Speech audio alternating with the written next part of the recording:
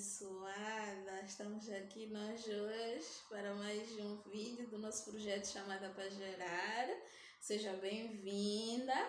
Partilhe este vídeo, subscreva o canal, ative o sininho e faça outra mulher caminhar para a luz. Conceda a esta outra mulher esta graça de encontrar a Cristo, de perceber que nós somos mais do que vencedoras em Cristo Jesus. Antes de prosseguir com o vídeo, não se esqueça de orar, chamar a Deus e pedir para que Ele possa te revelar na medida da fé que Ele preparou para ti hoje. Hoje eu quero trazer aqui um tema que é sensível e quente. Sensível e quente porque muitas vezes nos passa despercebido, muitas vezes não nos apercebemos do que está a acontecer, muitas vezes apenas ficamos, mas ok, o que está a acontecer? O que está a acontecer? E não conseguimos trazer a resposta.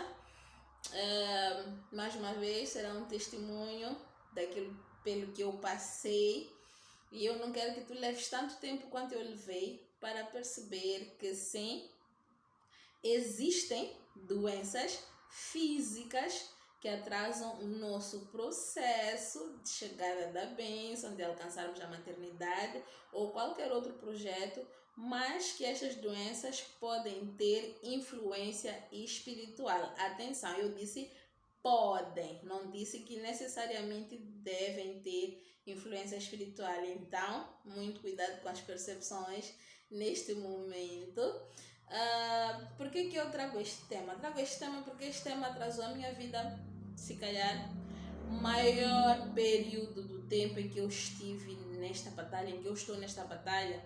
Posso dizer que 90% do tempo foi influenciado por doenças físicas que, na verdade, tinham influência espiritual. Como é que eu percebo que tinha influência espiritual? Porque depois lembram-se daquele meu processo de libertação, daquele pastor que orou por mim, eu manifestei, não sei o que. A partir dali muita coisa começou a desbloquear, muita coisa começou a ficar mais clara na minha cabeça, na minha vida. Eu comecei a ver com outros olhos, comecei a ter outro tipo de percepção e comecei a dar outro tipo de tratamento. Por que eu trago este tema hoje? Trago este tema porque de certeza existem mulheres que estão a passar por muitas situações em que, pronto, o processo é aquele, a gente vai ao hospital, a gente faz tratamento, os médicos desconseguem. E quando os médicos desconseguem, alguns deles até nos dão diagnósticos que são terríveis para nós, como não, tu não podes, o teu corpo não permite, porque isto, porque aquilo, não digo que não seja, pode ser, mas não perdes nada entregando a Deus e esperando que Ele faça um milagre na tua vida, esperando que Ele opere, esperando que Ele retire a influência espiritual que esteja lá a sabotar a vida, porque além de ser uma doença que nos atrasa o processo, muitas vezes vem acompanhada de dor, de gastos e etc, que são coisas que, sinceramente, eu não desejo a ninguém passar por isso. Eu já passei, eu sei o que é, eu já gastei o que tinha e o que não tinha para poder ver-me livre de um cisto, de um mioma e por aí em diante, e depois não tinha solução nenhuma. Deixa-me contar para a minha história. Eu, mais uma vez, casei-me em 2012 e vim a operar a 30 de janeiro de 2014. Como é que eu chego à cirurgia? Eu chego à cirurgia porque no dia 24 de dezembro de 2013, sim, eu passei mal, fui parar no hospital com muita dor muito forte mesmo, no baixo ventre, e fui às urgências. Eu não vou nomear aqui o hospital, muito menos o médico. Fui às urgências desse hospital e chamaram-me um médico. O médico é muito bom, ele me atendeu e ele perguntou se eu queria manter a gravidez. Eu fiquei, gravidez? Eu? Sinceramente, eu não sabia, amadas. E eu disse que sim. Afinal, não fazia mal nenhum, eu já estava casada há 1 ano. E ele disse, tá bom. Deu-me lá uma injeção de diclofenac para acalmar a dor, só para vocês terem noção, a dor era muito forte. E disse, volte na próxima semana para a consulta. Ele deu-me lá um papel, eu fui às marcações, marquei a consulta. para que ele me atendesse no dia em que ele determinou que devia me atender. Eu fui lá no tal dia, mas quando chego lá, só para vocês terem noção daquilo que eu estou a dizer, quando chego lá para ele me atender, ele me disse, não, temos que operar porque as coisas não estão bem. Não estão bem, sim. Ok, eu não pensei duas vezes. Amadas, a minha infantilidade espiritual não me permitiu ir a Deus perguntar o que eu faço, eu quero esta criança, o que eu faço e etc, etc. Não me permitiu fazer nada disso. Eu apenas concordei com o médico. O meu processo todo de consultas até a cirurgia, eu acredito que não fui a mais do que 4 consultas, porque eu fui a primeira consulta com o médico ginecobstetra, depois fui à consulta da anestesia, ele marcou para a consulta da anestesia. Consulta da anestesia, mandou-me fazer as análises, fiz as análises naquela mesma semana. Semana a seguir, mandei as análises para o médico. Fui ter com o médico, ele viu, disse, está tudo bem, podes operar, não tem aqui nada de anormal, podes operar, vamos operar. E semana a seguir a cirurgia foi marcada. Eu não sei se existe alguém que já tenha passado por um processo destes de forma tão rápida, só para vocês terem noção. Eu fui à consulta no dia 24 de dezembro e eu fui operada no dia 30 de janeiro, então foi extremamente rápido. E mesmo o dinheiro para a cirurgia, nós não tínhamos dinheiro assim. Acreditem, a empresa do meu esposo, na altura, cobriu as despesas da cirurgia. Amadas, em nenhum momento me passou pela cabeça que aquilo podia estar a ter alguma influência. Sinceramente, se eu tivesse a maturidade espiritual que eu tenho hoje, eu teria sido mais cautelosa, mais prudente, eu teria orado, teria pedido a Deus discernimento para perceber o que estava acontecendo e se calhar hoje eu já seria mãe há 10 anos. Mas coisa que não aconteceu, por quê? Porque a minha doença tinha lá uma influência espiritual. Eu fui operada nesse dia. Acreditem, eu me recordo que quando entrei para a sala de cirurgia, os médicos que estavam lá, um deles me disse, olha para o relógio. Eu olhei para o relógio, eram 9 e pouco.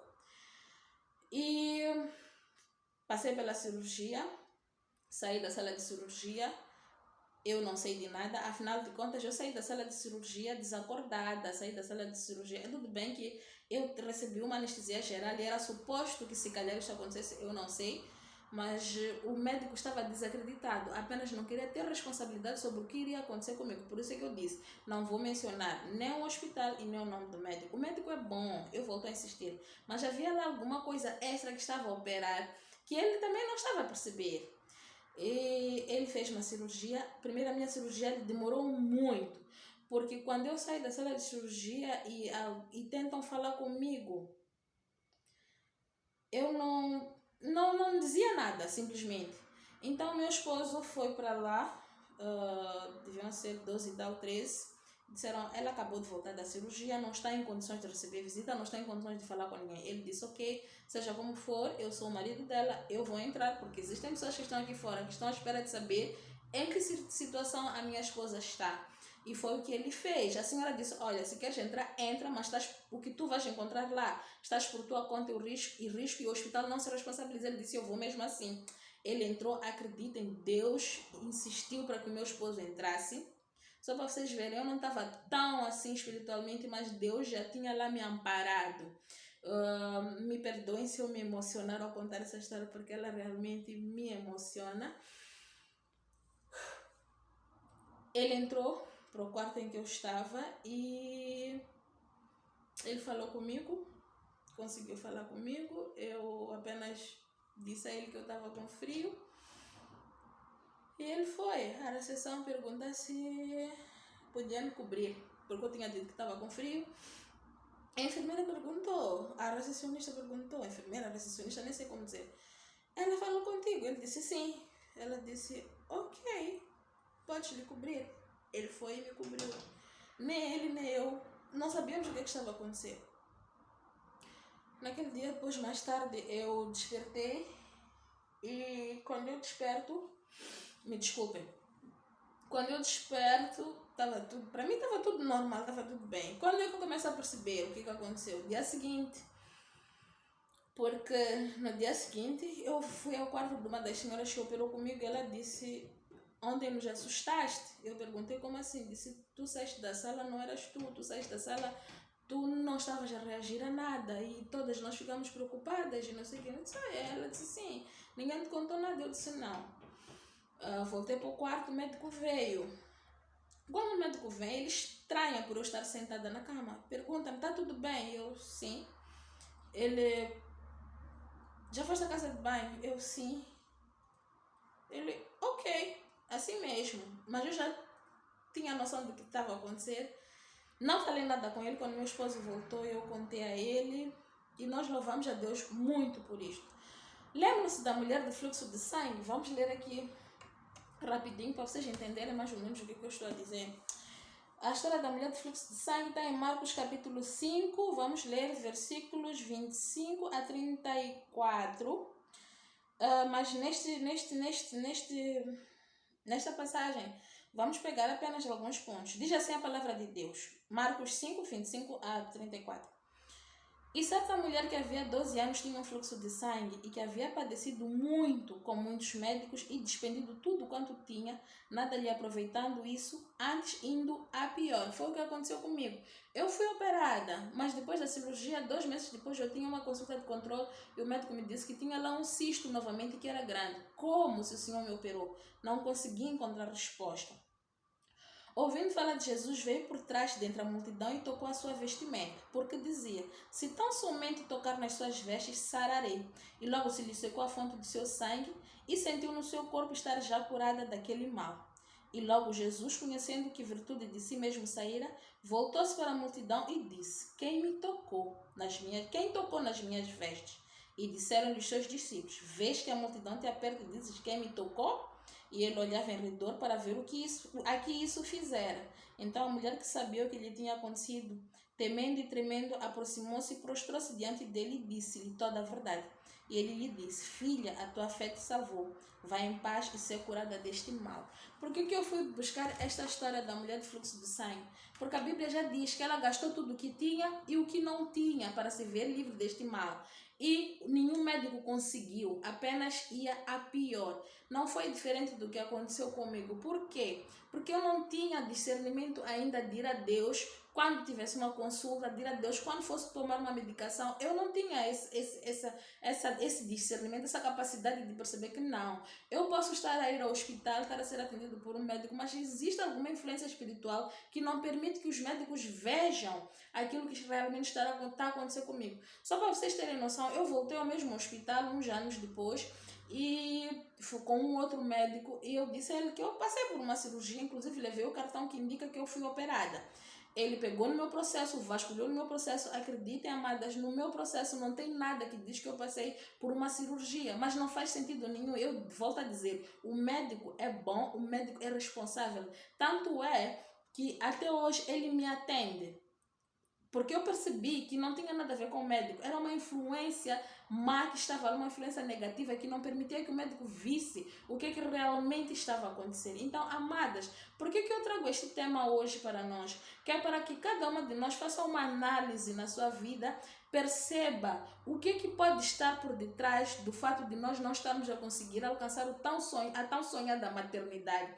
Doenças físicas, concordo plenamente. Vai ao hospital? Vai. Mas antes de ir ao hospital, dobra o teu joelho, chame a Deus, peça para que Ele te acompanhe, para que Ele capacite o médico que vai te atender e que, acima de tudo, que Ele abençoe a medicação que tu vais tomar. Parece síndrome de Jesus? Parece. Mas foi isso que começou a trazer mais saúde para mim, mais qualidade de vida para mim. Eu chegou uma altura de tanto que eu sentia dor e não conseguia ter resposta para nada. Eu tomava diclofenac, tomava ibuprofeno, tomava paracetamol, mas as dores estavam lá, o mal-estar estava lá.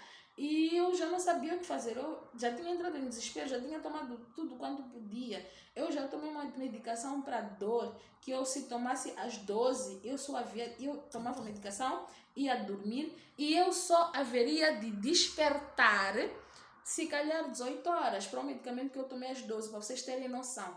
Então, amadas, prestem muita atenção a isso, foco. A mulher do fluxo de sangue provou que sim, existem doenças que tu podes ir ao hospital, o médico vai te receitar tudo, ele vai te ajudar de todas as formas, mas não terá solução, não terá saída para aquilo que tu estás a passar. Então o que tu tens de fazer? Volta-te para Deus. Quando tu estás numa situação, tu olhas para todos os lados, tu não vês solução. Vai para Deus. porque Deus nunca permite que diante dos seus filhos todas as portas estejam fechadas. Hoje eu sou uma pessoa com uma qualidade de vida melhor, sou uma pessoa que entende melhor das coisas. Quando eu nunca vou ao hospital sem antes chamar a presença de Deus, sem antes pedir a Deus que me acompanhe. Então, faça isso na tua vida e eu quero acreditar que muita coisa vai melhorar e você vai me contar. Eu espero no próximo vídeo poder trazer mais sobre este assunto, mas na figura de outra pessoa. Que Deus me ajude, que Deus nos ajude e que esta pessoa apareça para poder nos explicar mais sobre este assunto. Beijo, beijo, até na próxima quarta-feira. Que Deus te abençoe a tua semana e abençoe a todos aqueles que te são queridos. Não te esqueças de partilhar o vídeo. Até na quarta-feira. Beijinhos.